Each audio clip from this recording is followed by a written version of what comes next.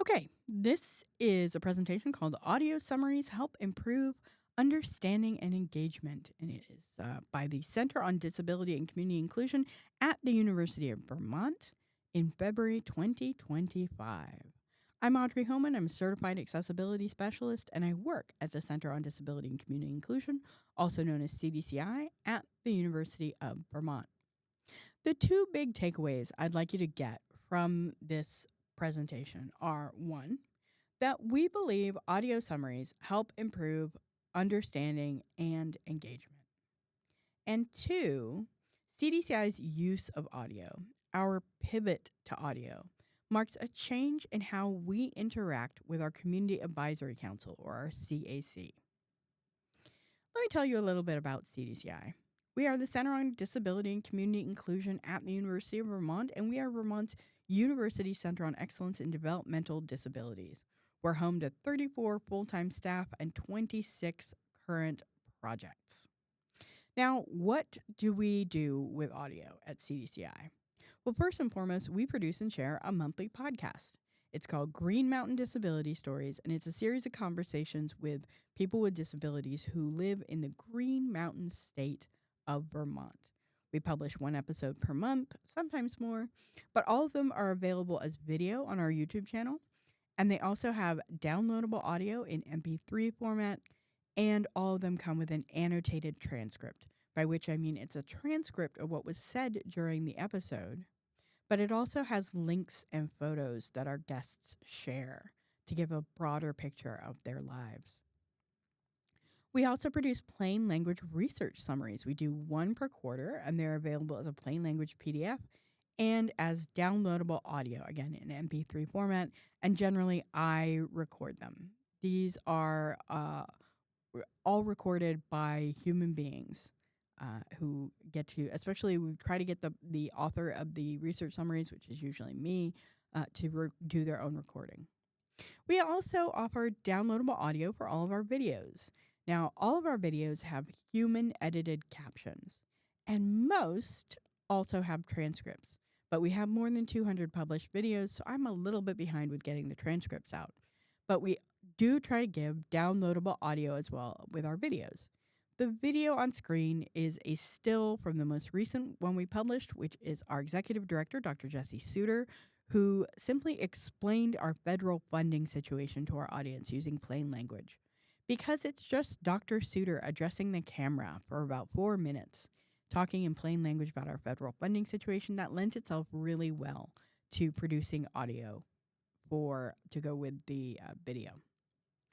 We offer downloadable audio versions of all of our reports. So all of our annual reports, our data briefs, and our project reports also have an MP3 version. This cover on the slide is of our 2022 annual report, which also doubled as a wall calendar because we like to be thrifty and get a lot of bang for our buck. It has a picture on the front cover of our Think College Vermont students who are posing for a photo with the University of Vermont mascot, whose name is Rally. He's a catamount dressed in a basketball uniform. We do audio versions of most of our newsletters. So most of our newsletters include an MP3 version, which I record because I'm the one who publishes the newsletters. We try. Sometimes, however, in the interest of just getting a newsletter out the door, the audio version falls by the wayside.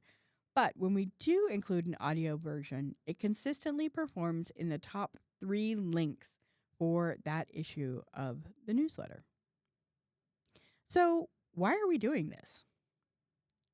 Well, first of all, we're doing this because research suggests that people learn more from video and plain language than they do from, say, a research abstract or something else that's written in, say, high academic or any other type of language that has a high readability score. So we use readability.com to evaluate for plain language, and we've found that this particular piece of research, Fred Benner et al., 2019, video abstracts and plain language summaries are more effective than graphical abstracts and published abstracts. this is a piece of research that we summarized, and the study evaluated how well people, both with and without disabilities, understood summaries of research. And the study found that people appeared to understand more about a research study when it was presented in plain language and as multimedia. But more importantly, we publish all this audio because our Community Advisory Council, our CAC, told us to. Several of our CAC members mentioned that they really wanted us to produce audio that they could take with them, that they could download and consume separately from video input and from text input. And a number of these self advocates are people who are neurodiverse or are people who are on the autism spectrum. So, this is a big multi year change in how we interact with the CAC. We used to have our coordinators just show up and present on what they'd been doing for the year or for the quarter, and then the CAC would respond to that. But now we start with having the CAC tell us what they'd like us to work on, and we report back to them on this. This change involved a lot of norm setting and resetting and a change in expectations, not just for our coordinators, but for our CAC as well. And so, one of the major things the CAC asks for is audio versions of all of our publications. And as a surprise benefit, we've found that audio versions do incredibly well in terms of engagement numbers. One of our biggest projects is called Building Effective Supports for Teaching, the BEST project. They publish a annual report that runs to about 35, 40 dense pages each year. It is a big publication. It's a big production. They launch it at their annual forum, which is an in-person event that kicks off their year. And over the past 2 years, I convinced them to let me produce an audio version of the report as well. And what we found is that the audio version of last year's report actually outperformed the PDF version in terms of downloads. So we know that there's an audience for audio. We also know there's an audience for video. So wherever possible, we have been trying to move into issuing our plain language research summaries as narrated videos, much like this video, just narration over slides. And I've included a screen cap here of one of our research summary videos. Again, just narration over plain language slides, maybe a couple of photos. And for us, the number of views this got is really encouraging. So far, this has about just under 2,000 views for one video. I don't know about your numbers for a video, but for us, those are really exciting numbers. So how are we making this happen? First off, we are a tiny, tiny shop. I am not just our digital accessibility specialist. I'm also the web developer, the social media creator, the podcast producer, the newsletter publisher, and our communications coordinator. So I had to rearrange my priorities and give some things up in order to fit in audio production. We started small. We started with GarageBand and a closet. My closet. On the floor of my walk-in closet, filled with clothes, my clothes and my partner's clothes, I put a milk crate on top of which I balanced my laptop running GarageBand and a blue Yeti microphone with a pop filter and a pair of headphones. And it was very low tech, but it just got us up and running. But the feedback we got from our CAC is that they wanted better audio quality than this was providing. So we had to up our game. We learned that our campus, University of Vermont, has a radio station, WRUV 90.1 FM. And so I actually went through all of the training to become a radio DJ so that I can use the production room of the radio station. And that's when we learned that the production room of our radio station is inaccessible. So the production room has a number of boxes on the floor that make it difficult to move around. There's generally more chairs than should be in a production room. That's where people stick the extra chairs. It's a student run radio station. The production room is frequently messy. There's things on the floor. The production room is a long, narrow corridor. The production machine that you record into is a keyboard and a monitor that are resting atop an instrument case on a high desk. There is an adjustable microphone on a boom stand, so you can move it towards you, and you can move it up and down, you can move it away from you. It has a production board that is on a slightly higher desk. And what we found is that if you are in a wheelchair or if you are using a mobility device, this is difficult to operate the board entirely. There's also a rack of the audio production equipment itself that actually tops out at just under 6 feet tall. I am 4'10". So the main switch for activating the production rack in the radio station is at the very top of that rack. So I have to stand on my toes.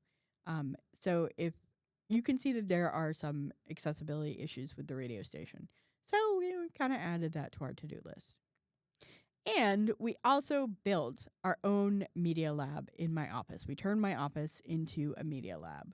We grabbed some tables, put cloth over the tables to dampen the noise coming off of there. We added some microphones on the table on adjustable boom arms. The table itself is adjustable. You can move it up and down.